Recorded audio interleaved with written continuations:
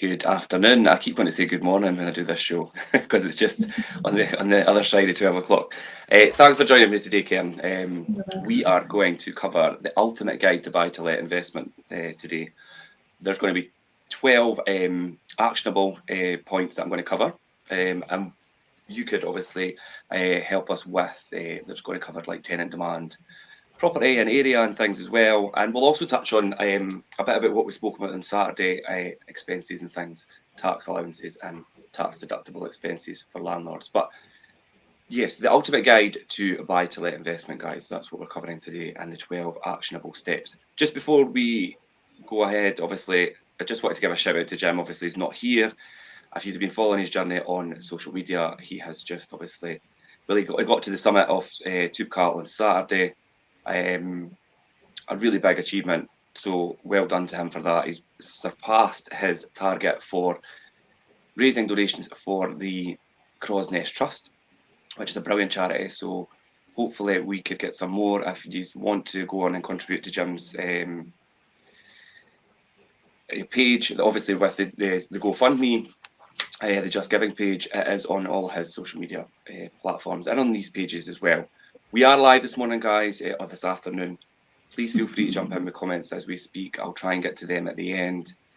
We're not live on TikTok this afternoon because obviously Jim's not here and I don't have 1,000 followers.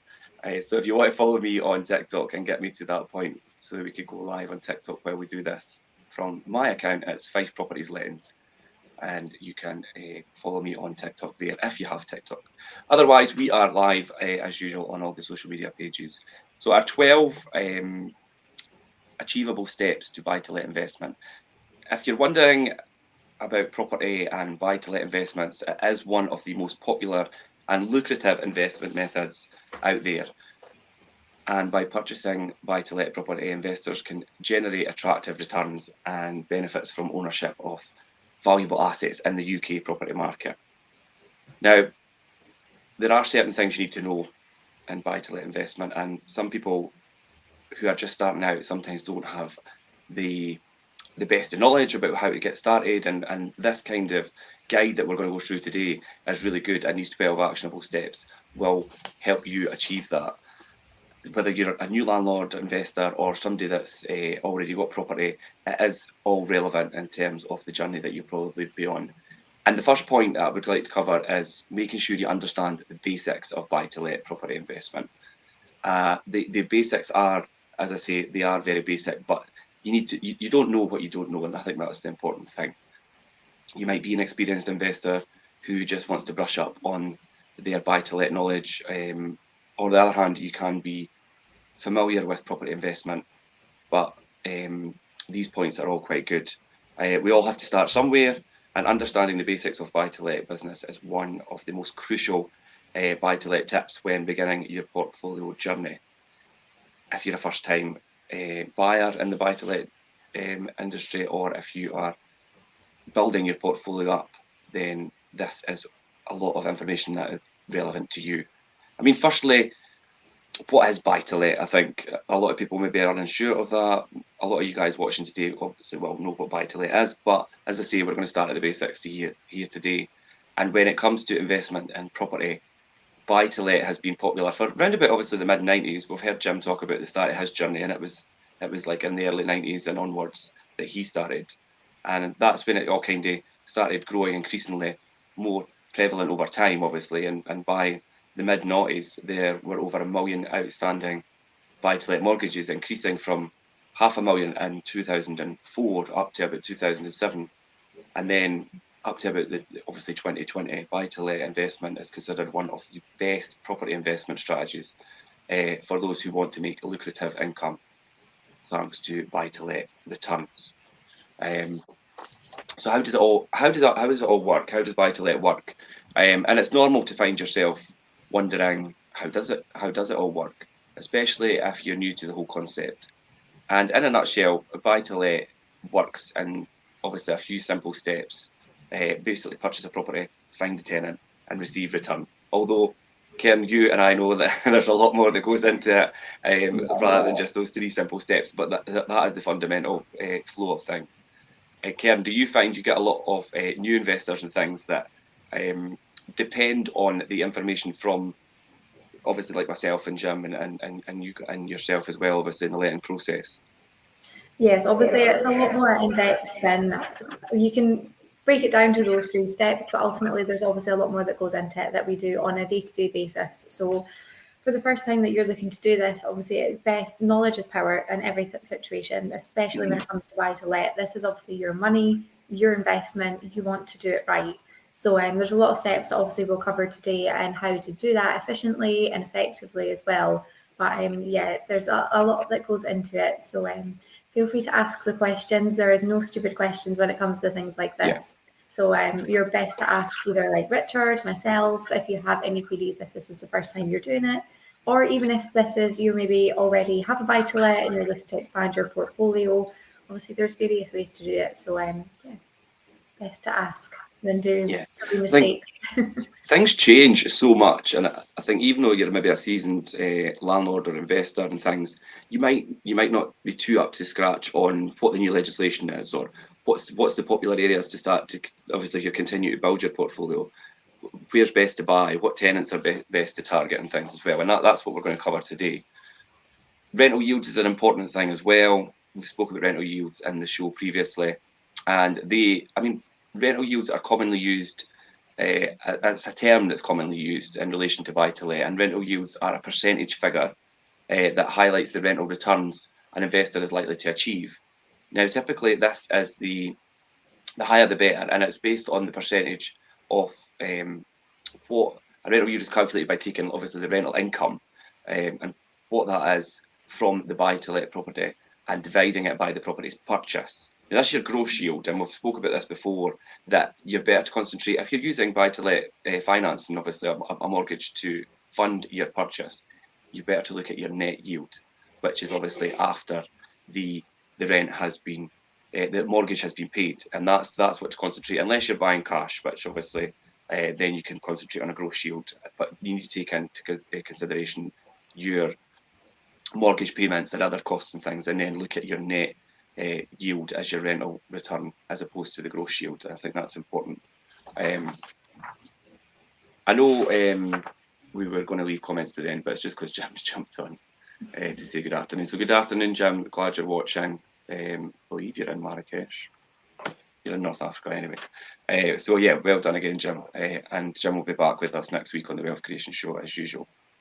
So yeah, that's basically, make sure you're aware of the basics. Speak to the right people, know the basics with maybe buy-to-let funding and the rental yields and what you could achieve and things as well before you set out on that journey. Number 2 is weigh up what are the pros and cons.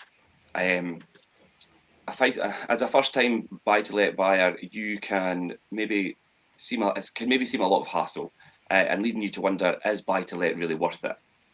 There is always ways of knowing whether buy-to-let is the right property venture for you. And if you're obviously looking at different buy-to-let ventures and properties and things, make sure that you have the right people on hand to advise you on whether that is the right purchase to make, and obviously, and you're not going in there blind with any buy-to-let purchases. The pros of buy-to-let properties, obviously, in the UK, buy-to-let properties provide an attractive investment option. The UK property market is currently performing really high levels, as we're all too aware, with rising house prices and increasing rental costs, offering investors the chance to make some really good returns. These rental rising costs in many parts of the UK are led by the soaring levels of demand for rental properties. Those who invest wisely and look for buy-to-let properties in high growth areas with plenty of tenant demand are sure to find success with buy-to-let investment.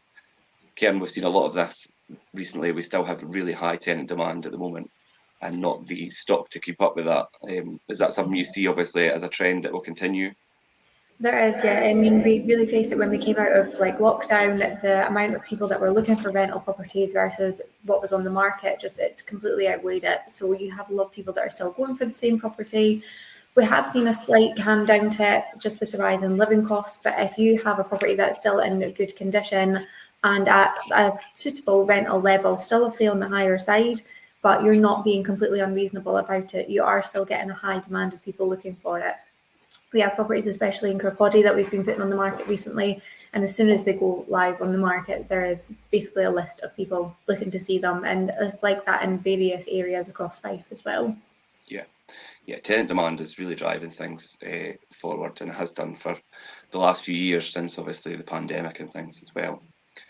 As with any investment venture, buying property to let comes with a level of risk, obviously.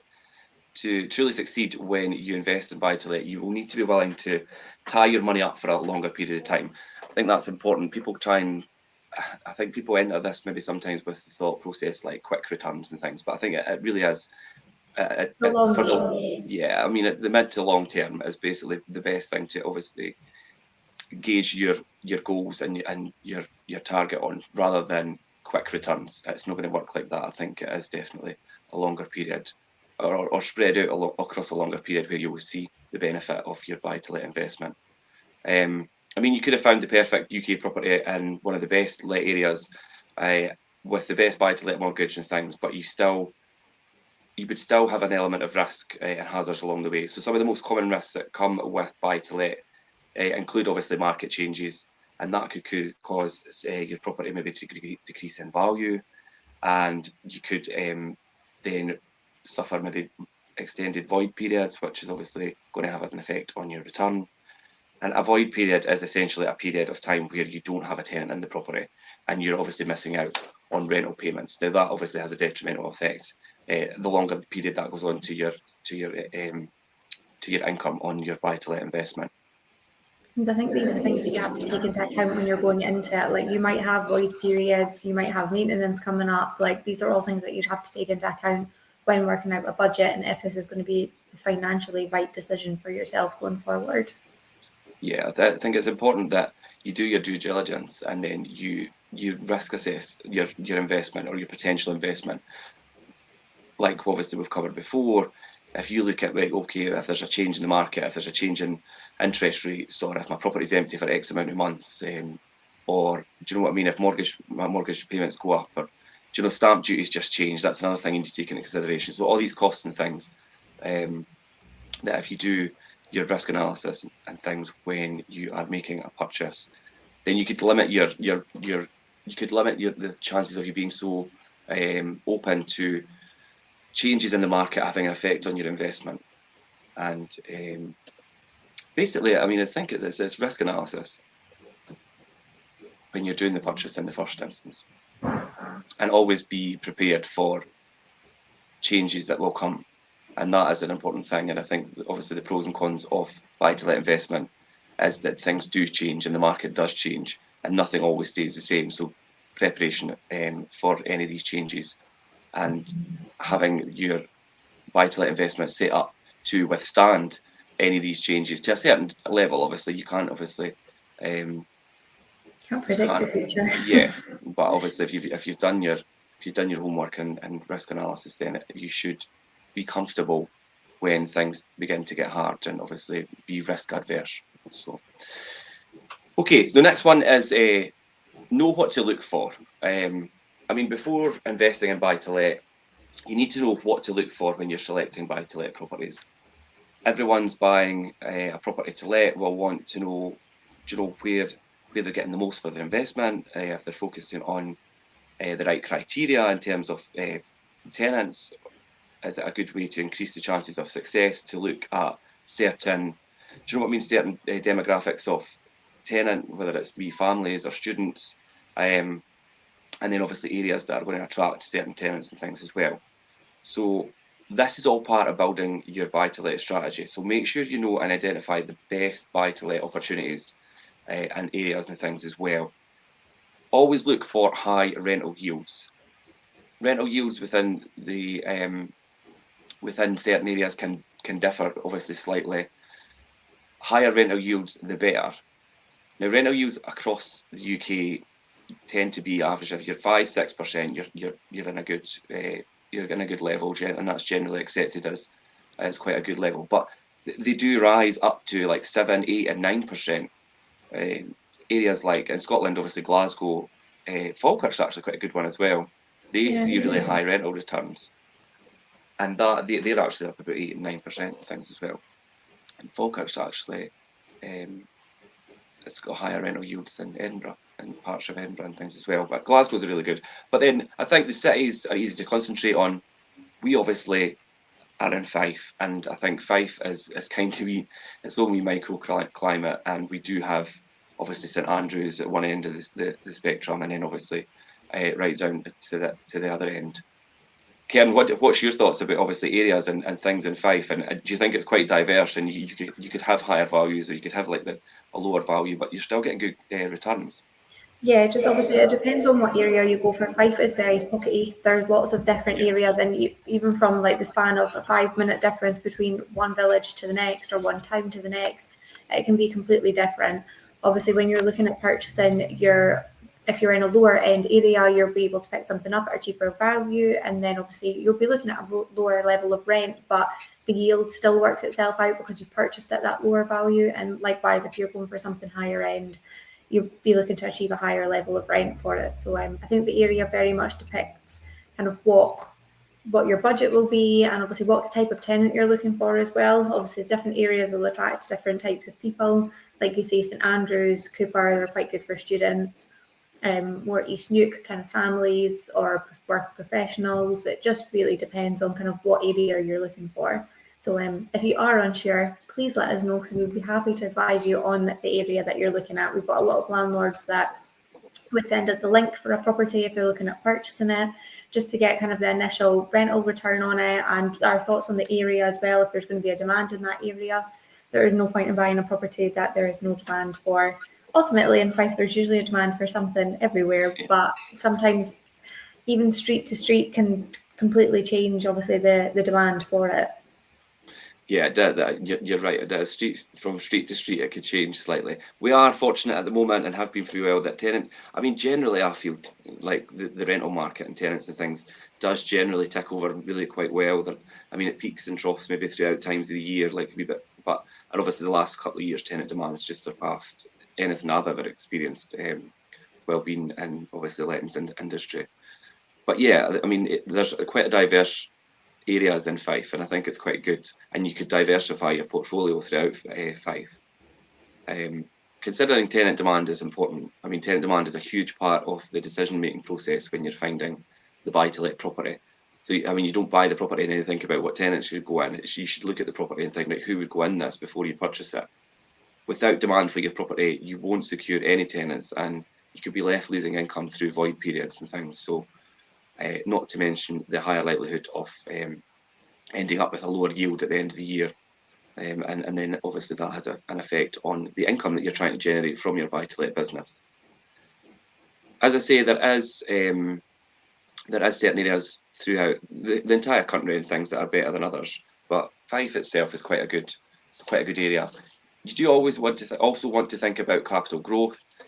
If you're doing a long-term investment portfolio, capital growth, it is important. It is an important element, but if you're in for the long term and more concentrated on the cash flow from the property, it's not as important, but it's always good to obviously have that capital appreciation on the value of the property.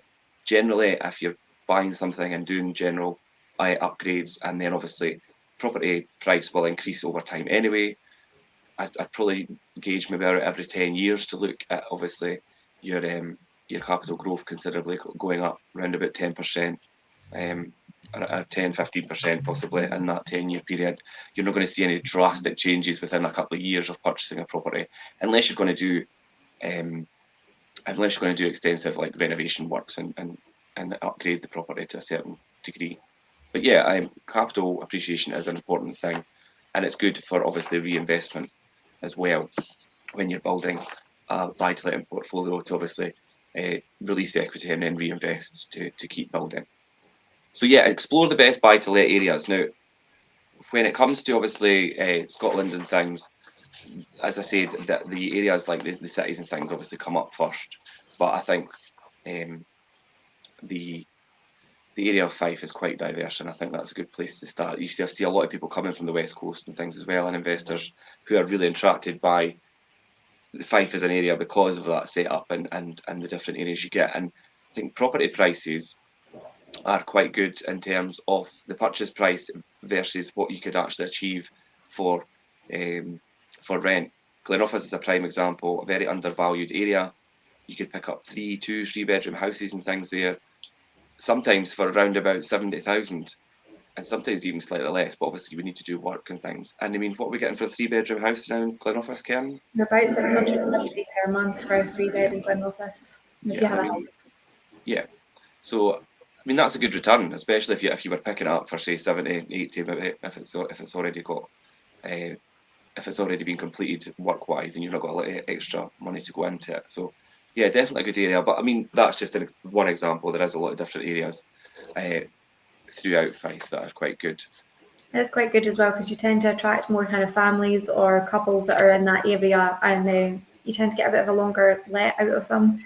They tend to stay a bit longer just because you have that family set up for it. They don't want to be moving kids around as much because they're in a nice house. So it can be quite good for obviously minimising void periods and obviously giving you quite a good return on the property as well. Yeah. Looking at different buy-to-let strategies, I think that's point 5 on our list. That kind of falls in with that. So, are you going to be buying a house for a family? Are you going to be buying an apartment for professionals or possibly for students? Consider obviously student lets and things. HMOs and things is not something that we deal with. That's quite popular in St Andrews, but there is not any applications for new HMO licences in St Andrews at the moment. It can be quite successful, HMO and student lets. There is a lot of work involved. You need to get it right because you've got so many occupants in one building. If you have them all working out at the same time, it can be quite lucrative. There is a lot of different safety aspects and compliance measures and things that come with HMOs as well. But if student lets is your thing, then and you know how to do it, and that's fine. Or maybe obviously just sticking to residential lets. Like I say, whether it's apartments, whether it's a house, and you're targeting families, working professionals and things. What kind of, I mean, like Cooper, you mentioned Cooper about students there, Karen, but then like we've got a mixture of like you do get students in Cooper, but then you also get a lot of working professionals who maybe We commute to do. St Cooper's Andrews. quite Yeah. versatile on that. You have quite a lot of diversity, whether it's students, families, working professionals. Like it does, just because of the area that it's in within distance to St Andrews, within distance to Dundee on the train, with you having the train station there. Likewise into Edinburgh as well. So Cooper is quite a good area for obviously attracting quite a wide range of tenants for it. Mm-hmm. Yeah, it is, and I think the train station's there as well. It's got quite good commuter links and things. Leaving has got the train station coming in a few years, which I think is going to have a really good impact on the area in terms of who's going to live there and the reasons that they'll live there for commuting and things as well.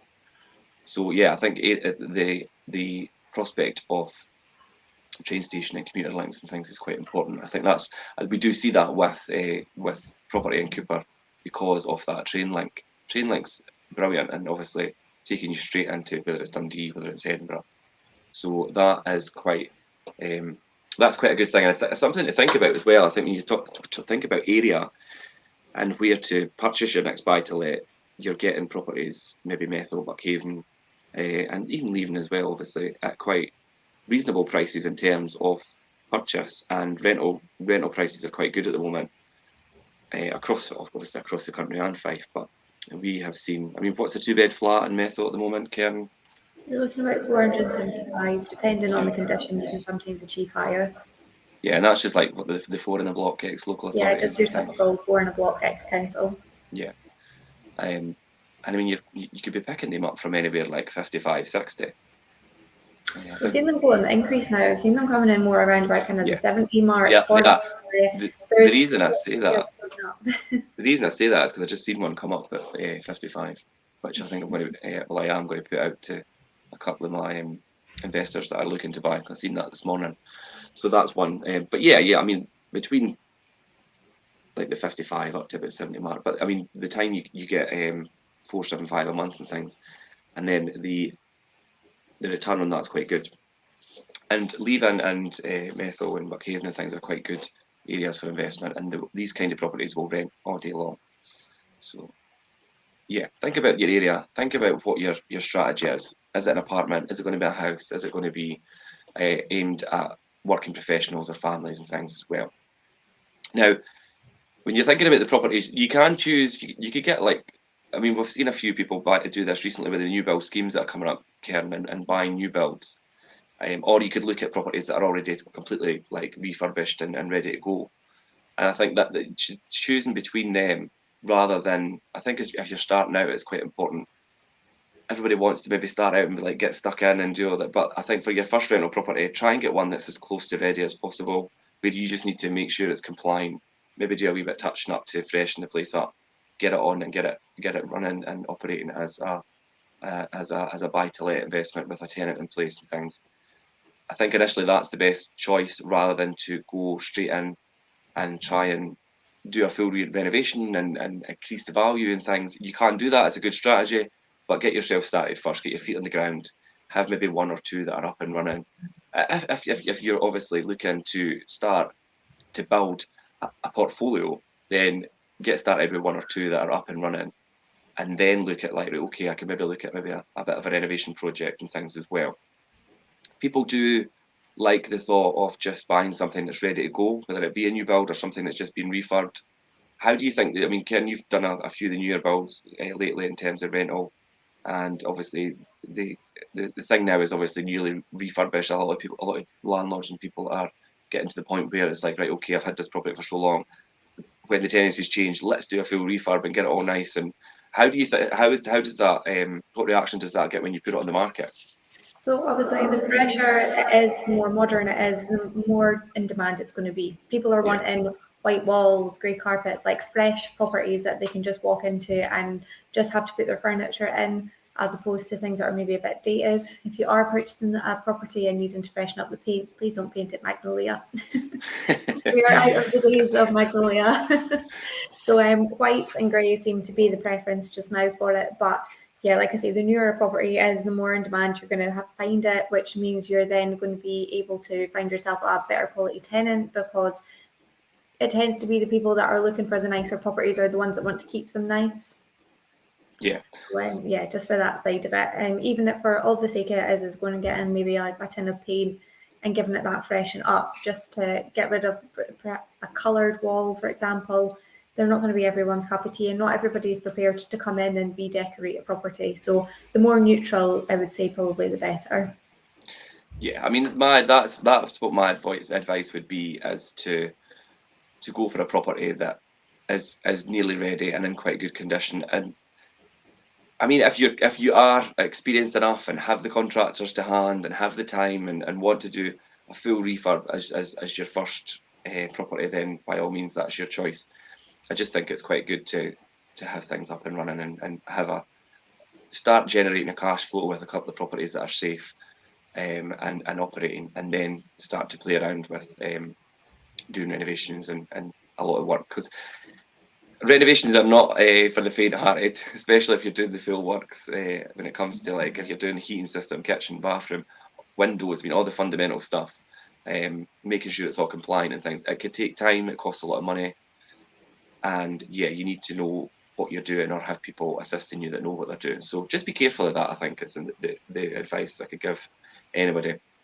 The next point is to obviously choose between whether you want to be a hands-on or a hands-off investor.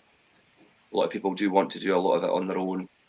I think if you're going to build a big portfolio and want to have that running without a lot of your input and save yourself time and money, it is good to have a hands-off investment approach.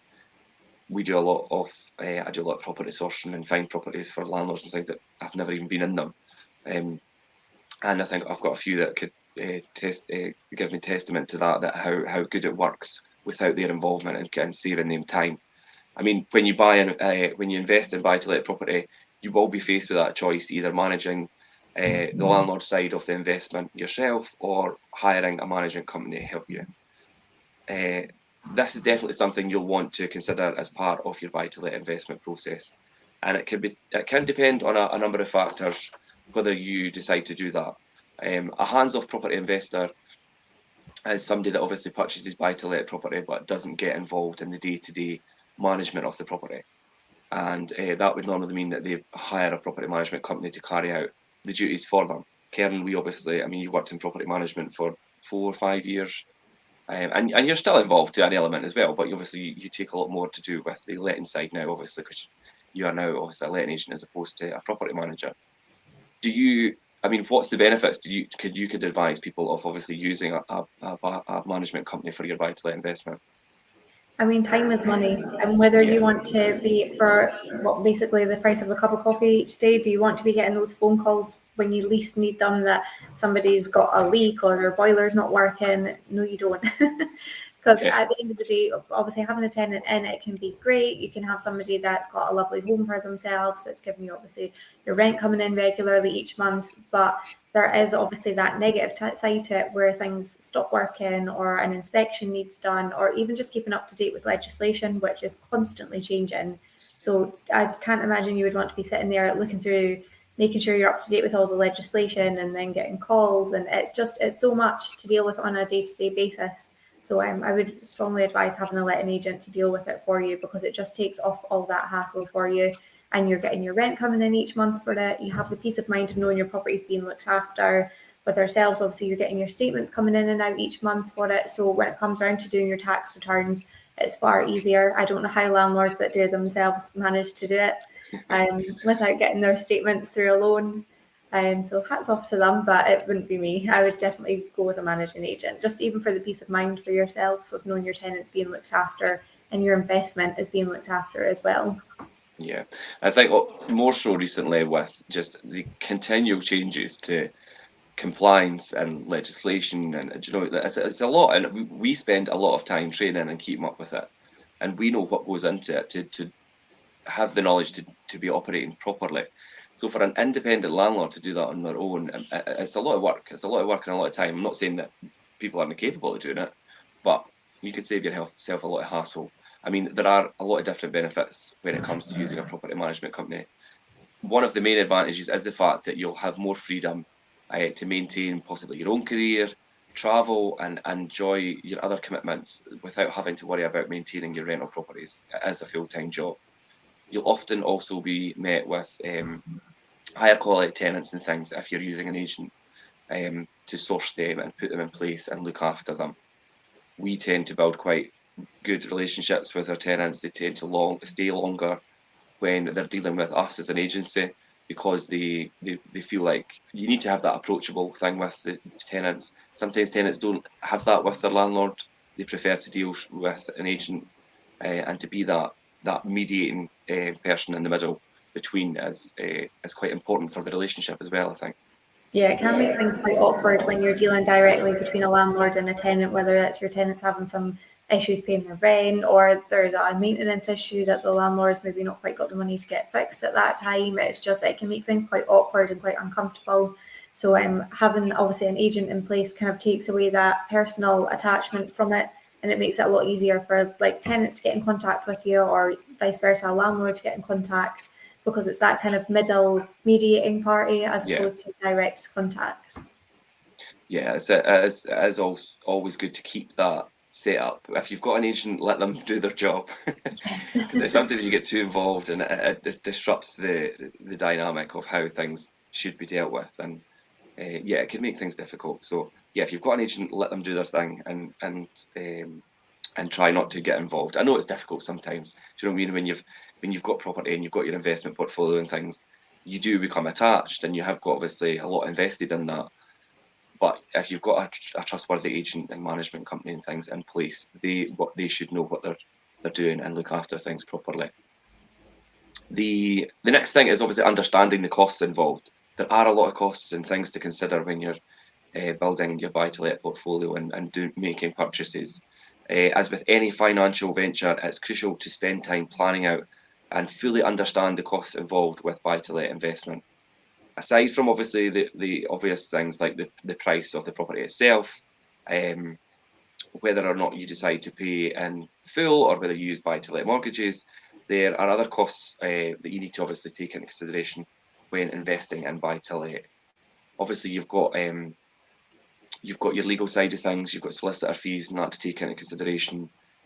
recent changes when you and stamp an ADS, additional dwelling supplement, is now 6% as opposed to 4%. So you've got that on top when you buy a second home in Scotland now as well. So that's another cost.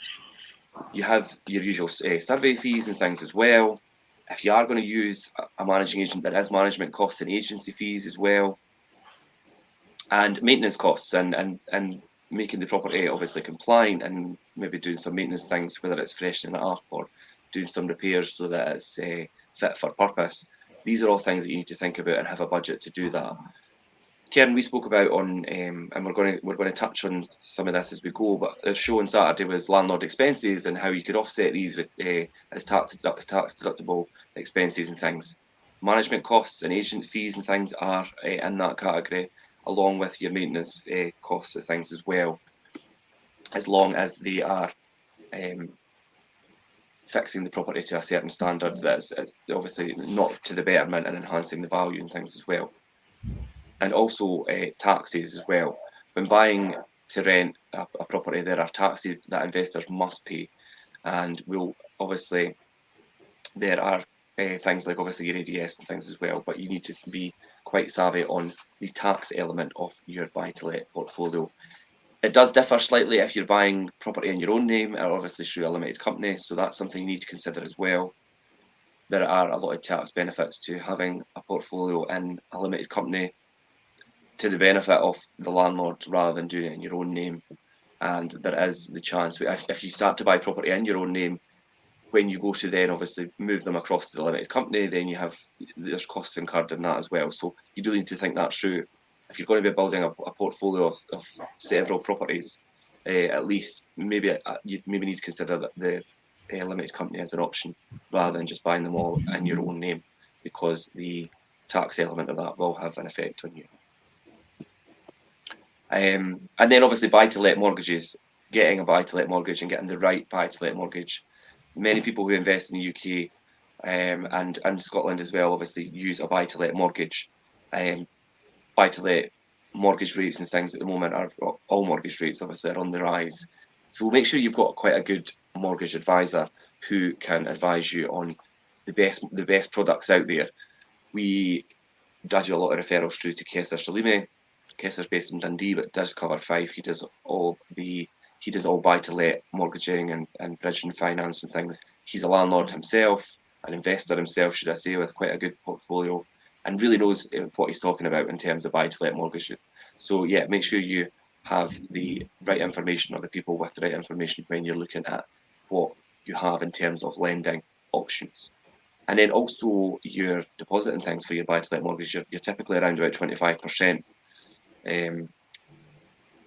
For a deposit on a buy-to-let mortgage, so you need to take that into consideration, plus then your ADS once you do the purchase and things as well.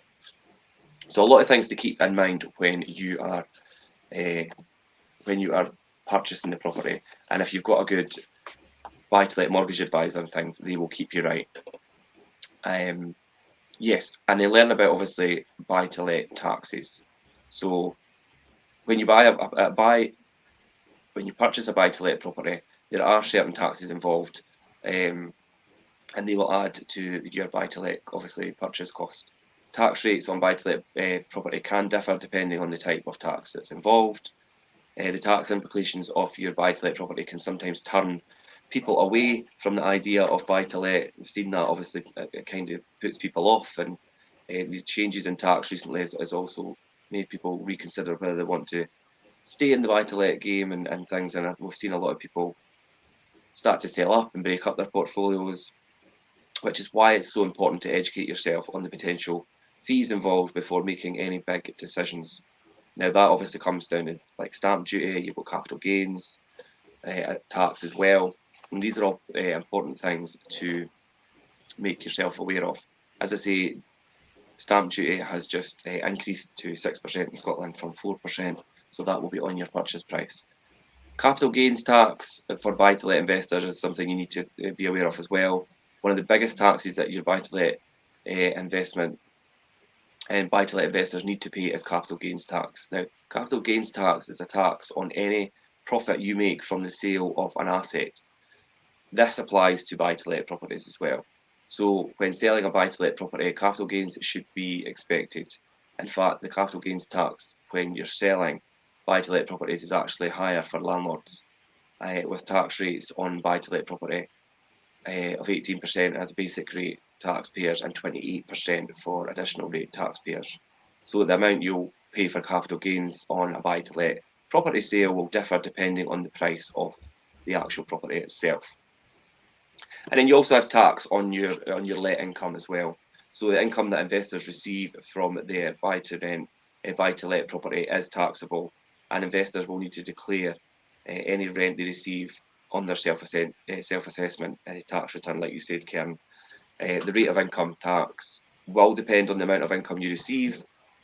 In 2020, the new rules came into force, which means that basic rate taxpayers will pay 20% tax on any earnings between 12.5 to 50,000, and higher rate taxpayers will pay 40% on the income of anything from 50 to 150, while additional rate taxpayers will be taxed 45% on the earnings over £150,000. So that brings us to what about tax relief on buy-to-let, and this is what we covered about on the show on Saturday, Karen, about your expenses that are tax deductible and things as well.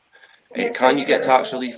Just how many things are actually tax deductible. You wouldn't think about it, but obviously when we went through the show on Saturday, there's a whole list of things that are tax deductible, so it does make it that little bit easier. Yeah, and people might ask the question, can I get tax relief maybe like on buy-to-let mortgages and things? And those who use a buy-to-let mortgage to pay for their rental property are able to benefit from some tax relief, while it isn't as substantial an amount as it would be in the past. You still can, and it's definitely worth exploring if you're looking into benefit from it on your buy-to-let journey. So yeah, that's something. And then in April 2020, a new buy-to-let rule came into place, which is private residential relief, which provides certain investors with some relief on their capital gains tax. Buy-to-let investors who have lived in a property before putting it on the rental market can avoid paying capital gains tax for both the time they lived in the property and for the following 9 months after moving out. So that's something to keep in mind, because capital gains tax can be quite it's quite a big hitter in terms of tax costs and things when you maybe go to sell the property, or like if you are getting to that point where you think, right, I'm going to sell this one and maybe use the money to buy a few others, or whatever you plan to do, you will always have that the element of capital gains tax involved in obviously that sale. So just be careful of that. But if you've lived in it and things for a certain period, explore what your options are and what you might be able to get some relief in terms of this capital gains tax, depending on what your situation is. Next point, Karen, is learning about buy-to-let rules and responsibilities. Now, buying to let comes with certain legal requirements that investors need to follow regarding maybe their tenancies, property compliance. I mean, whenever you find a tenant for your buy-to-let property, you need to create obviously the proper tenancy agreement. You also need to have obviously all your correct legislation certificates and things, so you're in line with legislation. Karen, you want to run through all your main points of what the main safety aspects for compliance are with rental properties? Yeah, so obviously there's various aspects that you have to have in place to be able to move a tenant into a property. So having your energy performance certificate, your EPC, should have been done at the purchase point. Yeah. If you've had the property for a little longer than that, obviously they are valid for 10 years. So that's quite an easy one, to be honest. It's not one you have to worry about too often. But so yeah, energy performance certificate, your EICR, your electrical installation condition report, obviously assesses the electrical safety aspect of the property, which is valid for 5 years. This can be the more costly one, depending on the state of the electrics when you take over the property. Obviously, it'll assess the RCD board, your smoke alarms, the wiring. So that's something that you should obviously take into account budget-wise, because it can be anywhere from a couple of £100 in excess, like we've seen ones over £1,000. Like, it really just depends on the property and what is needed. But a select electrician will be able to give you a quote for obviously your electrical side of it. Also following on is gas safety certificate. and Legionella risk assessment. Yeah.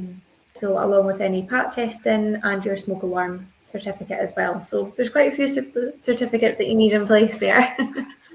I mean, they're all important and they're all relevant to the letting process. I mean, gas for me is always the most important. The gas safety, it gets done annually for the gas boiler and any other gas appliances that are in the property.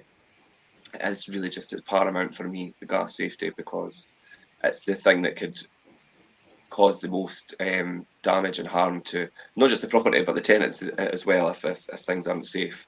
Electrical safety is of course such a big thing at the moment, and it's just seems to keep changing. Whether it's the smoke alarms or whether it's the insulated wiring, or there's so many things, and it's really important to have trusted contractors that will carry out the work for you, and you know that are doing it properly as well. So that is the most important thing, I think, as well, is to make sure you have trusted contractors. If you're self-managing and things, make sure you have people that you could trust. I know that we've spent a lot of years building up our contractor list with people that we hold in high regard in terms of their abilities as contractors, and they're reliable and good at doing the work that they're set out to do. Energy efficiency rules. The energy performance certificates are valid for 10 years at a time. At the moment, there is changes for that. So minimal EPC banding is coming into force as of 2025. They may change that. We don't know. They might push that. They might kick that can down the road a little bit more. But at the moment, that's what would probably keep your focus, is that the property should be in a band C or above. But I mean D, I think, is the national average at the moment. But things need to be a C in order to rent the property. If there's a tenancy running in the property at the point of this happening in 2025, you don't need to upgrade the property to a C until 2028 or until a new tenancy starts. So if the tenant leaves and you go to start a new tenancy, you have to make sure it's up to the level C. But if you've got a current tenancy running when 2025 comes along, you've still got a few years to make the changes. It is going to be difficult for certain properties and certain areas and things to get to that level. There's going to be funding, there's going to be exemptions and things, but it will really, I think, fall on an individual basis, and I think you would need to investigate that. But I think to keep yourself safe, if you're buying property, building a portfolio, find property that is as close to a C as possible, or you could see or have somebody advise you that there's easy changes to make, simple changes to make to improve the energy efficiency. And if you're looking at a property in the EPC bandings, maybe as a D or slightly lower, but you're going to put a new boiler in, and or maybe going to put new windows in, and you could see that, like, obviously this is going to bring it up, then you've got that scope to improve it easily enough with something that you're intending to do anyway, then that's fine. If not, you could have a wee bit of challenge in your hands come a couple of years' time. So we'll just keep that in mind, I think, for energy efficiency rules and things as well. So yeah, gas safety, electrical safety, the energy performance certificate, and Legionella risk assessment, you said there, Karen, as well. So these are all the main points to keep in mind when you're thinking about property and compliance. We've seen quite a lot recently, and it's strange because obviously a lot of landlords, a good lot of landlords have decided to sell up their properties. And because we property source and help people buy, we are obviously identifying ones that used to be rentals, and they are coming with these certificates and already compliant and basically ready to go. A wee bit of touch up, maybe freshen it up, and then it's got a quick turnaround. These are the good ones to start your portfolio with, because they've already got like all the smoke alarms, they've got all their electrical safety, the gas safety, and things has just recently been done. So they are the good ones, I think, to start off a portfolio with. Less risk, and we'll get on the market, get a tenant in, and start generating income as quick as you can, really. And do you tend to find these are a lot easier ones to turn around, Karen? Yeah, when a landlord has a property and they're bringing it over with their certificates in place, it's a dream. They can be quite time consuming just to get it done, especially, like I say, the electrical side of it. Gas safety is not usually too bad, it's usually done in a day, but the electrical side can take that bit longer. So when landlords are purchasing properties that, like you say, maybe just need to be touch up here and there, but the certificates are in place, it means obviously you're able to get a tenant in there a lot quicker. Again, reduces the void period and gives the landlord money coming in sooner rather than later for it as well. Yeah, Yeah, they're definitely the safest bet, I think. And then if you've got one or two of them up and running, then you've got that freedom to then maybe start maybe experimenting a little bit and getting stuck in maybe a wee bit more if that's what you want to do on a maybe renovation project and things, and kind of go down that route rather than starting off like that, because you could end up maybe with quite a big job in your hand. You end up putting yourself off. And you end up, do you know what I mean? So do it cautiously in the beginning, I think, is the important thing. Yeah. And then that brings us to the last thing, and I think it's one of the most important, is to ensure your investment is safe and secure. While it's crucial for those who invest in buy-to-let to make sure that their rental property is safe for their tenants who live there, it's also important that the investor themselves feel safe and secure in their actual venture and the choices that they've made. You're putting a lot of money into that purchase for a buy-to-let property, and you obviously want to see it perform at its best and bring you the best returns. So, as we've covered throughout the show today, use due diligence. And it's one of the most important things in buy-to-let tips for all investors embarking on new ventures. Using due diligence means to properly research the property itself, and possibly like the area obviously around it, and possibly the tenants that you could get to be in that property. It's particularly crucial when investing in off-plan and new build properties. Research the developer, look at the previous builds and things as well. You know, a lot of these new builds, they are built very quickly, and there's some builders that are better than others and things. So always keep that in mind as well, and just be savvy. I think a lot of it is common sense, and just to question things and think about things without just rushing in. Don't just make rash decisions. I think sit down, think about something. Classic, sleep on it. If you've got time to do that, obviously if it's a property that maybe it's got a lot of interest and things, you might not have the freedom to have that time. But don't just purchase something just because you feel like you need to. Make sure it's the right choice for you. Stick to your numbers. Have figures in mind that you want to go with, and don't deviate from them, or don't be pushed into making a decision, whether it's by an agent or anybody.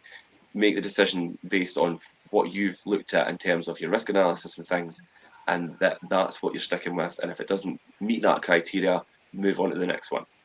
I think that's when being prepared comes into it. Like, obviously, have your sums worked out, do your preparation, have an idea of your areas that you want to go into, go in being prepared, and then it's just a case of finding the right property for yourself. And you know, when you come across that right property, you're in a position to be able to proceed with it because you have already taken those steps and done that preparation work and run the numbers. So you know, that's fine, this is the property, and hopefully your offer is accepted. Yeah, it's very important to keep like the mind and the heart decisions separately, because you can really let an emotion take over, and emotional purchases aren't always maybe the most logical one, and you could pay for that in the long run if it's not the right investment purchase and choice. Also, if you're doing buy-to-let purchases and things, and make sure you're insured properly as well. We covered this on Saturday as well, Curtin. Buildings and contents insurance, have a good insurance provider. They may even have an element of like the loss of rent incorporated in that as well, which is quite good if you want that extra peace of mind. Yeah, buildings and contents, and obviously the all important liability insurance that you have incorporated in that with your landlord's insurance. There is a lot of insurance companies out there. A lot of the big players, Direct Line and Swinton and things, do offer the landlord's insurance package, but always read the small print, I think, of what you're actually covered for. We work with quite good insurance brokers who provide really good cover, so if anybody's looking for a referral to them, then I'm happy to do that. But I mean, like I say, your insurance company that you've got probably already do offer a landlord's insurance, but is it the right insurance policy for you? Does it cover you for the event of maybe a tenant falling into financial hardship and being in receipt of benefits? Or, do you know what I mean? There's a lot of different elements and loopholes that you need to make sure. Again, do the risk analysis with the insurance provider. Are they going to be suitable for me? Are they going to cover me in certain instances? Are they going to pay out when the tenant runs into rent arrears or difficulty, like their policy states they will. Because I could assure you that there'll be a loophole somewhere that they'll try and find before they pay. But I'm actually dealing with one just now through our insurance provider that we use for gyms. Actually, I'm doing an insurance claim for that, and so far it's went quite seamlessly. They seem to be quite happy to oblige with the claim that I'm making. So I am really happy with them. So as I say, anybody wants a referral onto them, then I'm happy to do that. My email address for email me direct, if you don't jump on the questions and things here, guys, if you've got any questions, it's richard.cook@fifeproperties.co.uk. But as I say, jump on the questions if you've got time before we finish, or I'll look back if people comment on the reruns and things as well. But that's our 12 actionable steps for the ultimate buy-to-let guide. So I thought it was quite well. I'll just summarise. So obviously, to summarise the 12 points was understanding the basics, weighing up the pros and cons, know what you're looking for, explore the buy-to-let areas, look at different strategies, choose between maybe off-plan or refurbishments, or obviously newly refurbished ones. Choose between whether you're going to be hands-off or a hands-on investor. Understand the costs that are involved when you're doing buy-to-let purchasing and obviously running a buy-to-let portfolio. Get buy-to-let mortgage advice from somebody that's reputable and really good at what they do in terms of finding buy-to-let mortgage products. Learn about your buy-to-let taxes and speak to somebody that knows what they're talking about when it comes to buy-to-let taxes. Learn about the buy-to-let rules and responsibilities, which is, like you covered there, Karen, your safety aspects and the compliance and legislation rules around buy-to-let, and make sure your investment is protected with proper insurance and you've assessed the insurance policy and what it actually covers you for in terms of liability and maybe loss of rent and things as well. And that's us for this afternoon. Now, I'm just going to jump on. There was a couple of questions. Gary jumped in. Afternoon, Gary. Thanks for joining us. And of course, Jim did as well. And Jim said he is doing a Q&A tonight at 6 p.m. UK time, live on his personal page. So that'll be through Facebook on his personal page. And it's just about his struggles and success with climbing Tubcal and the lessons that he's learned. So that'll be really good. Please join into that. Keep that interactive, guys. Speak to Jim. He will happily answer questions and go through his journey that he's been on over the last few days. It'll be good to hear that. So looking forward to that, Jim. That is tonight. What did you say? 6 p.m. UK time. All right. And Jim and I will be back as usual next Monday at 12:30 for the Wealth Creation Show. Thank you so much for joining me this afternoon, Karen. That was good for your input on the letting side of things. And thanks to everybody who's watching and joined in with the comments. It's really appreciated as always. And until next time, guys, I'll see you later. Goodbye.